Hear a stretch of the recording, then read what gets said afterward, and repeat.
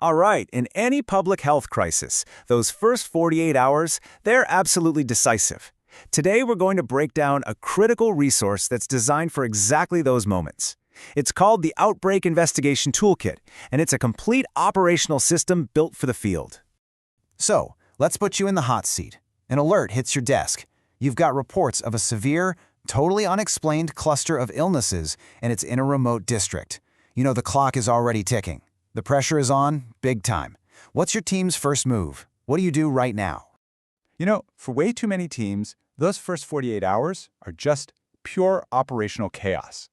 Day one, it's a scramble for any information you can get. Case reports are coming in on scraps of paper, maybe an email here, a text message there, and key details are always missing. And by day two, that total lack of structure, well, it leads directly to delayed decisions. And worse, potentially flawed ones.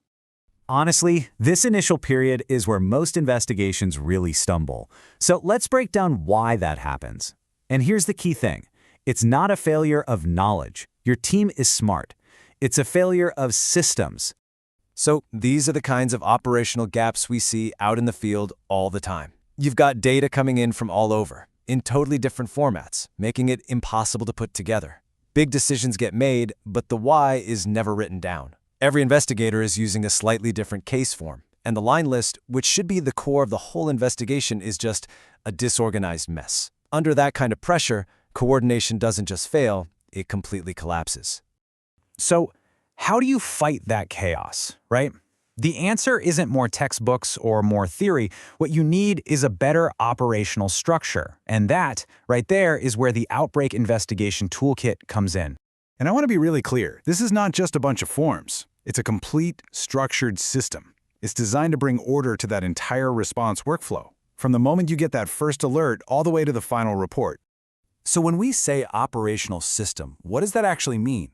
Well, think of it as a field-ready framework. It gives you the standard operating procedures, the checklists, and the data structures you need to make good decisions when you're under extreme pressure. It's all about the process, not just the paperwork. Okay, so the toolkit actually comes in two different formats because teams have different needs.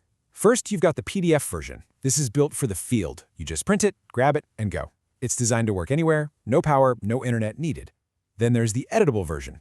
This one is all about building institutional strength. It's a system you can customize, put your own logo on, and really integrate into your organization's official protocols. And it comes with powerful Excel tools and even training examples. All right, let's dive in and take a look inside the toolkit to see how this whole system is put together. We're going to start with the 8 core templates that make up the complete investigation workflow. So these 8 templates, they're all logically sequenced. They're designed to walk you right through the process, from that initial alert and verification through all the descriptive and analytical epi, all the way to tracking your response and writing the final report. Each template builds on the one before it, which creates this really seamless operational chain. So, the whole process kicks off with Template 1, which standardizes that critical first 24-hour response. From there, you move right into descriptive epidemiology, characterizing the outbreak by person, place, and time. What you learn there helps you fill out the standardized case investigation form, and then all of that data flows directly into the most critical tool of all, the line list. Okay, I want to pause here for a second because this is so important. This is the heart of the entire system. I'm going to say it plainly. The line list is the single most important tool in any outbreak investigation, period. Think of it as the central nervous system of your response. It's that single source of truth that pulls together every piece of patient data into one clear, actionable place.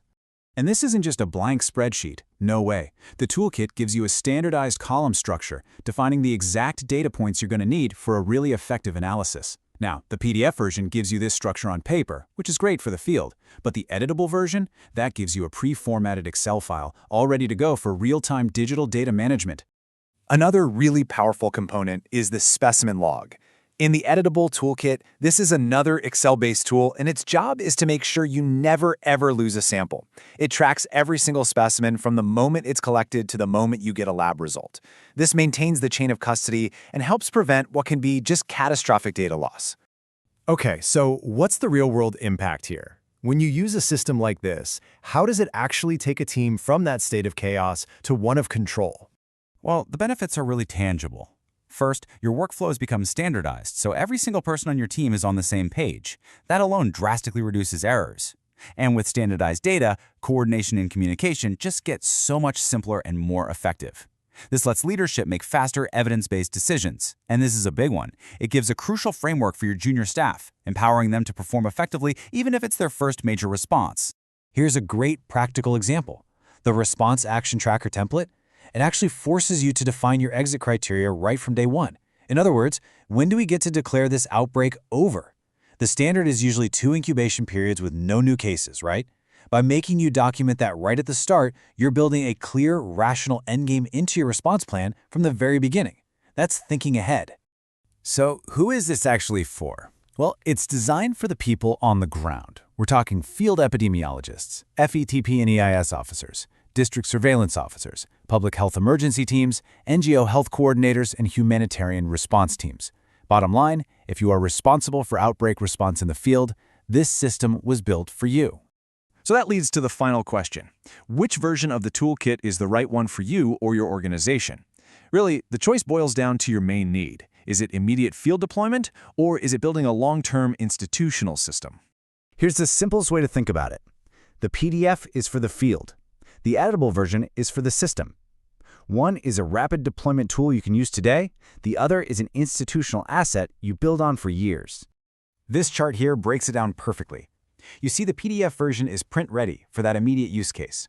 The editable version, on the other hand, gives you those Word and Excel files so you can fully customize everything. Add your branding, modify fields, integrate it into your existing workflows, and, crucially, it comes with those filled-in examples, which makes it an absolutely invaluable tool for training and building capacity in your teams. So let's be realistic. The question isn't if the next alert is going to come, it's when.